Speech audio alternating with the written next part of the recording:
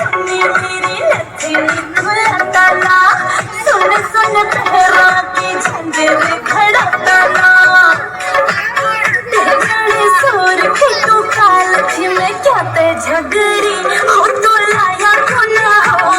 सोने की तगड़ी हो तू लाया क्यों ना हो सोने की तगड़ी हो तू लाया क्यों ना हो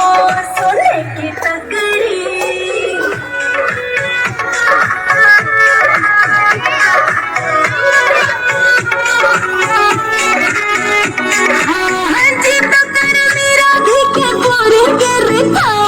कागड़िया मंजर जब लग मटकाऊं मैं जीतो कर मेरा दिखे पूरी की दिखाऊं मैं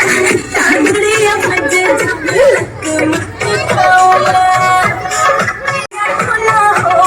सोने की तकड़ी हो तो लाया खुला हो सोने की तकड़ी हो तो लाया खुला हो सोने की तकड़ी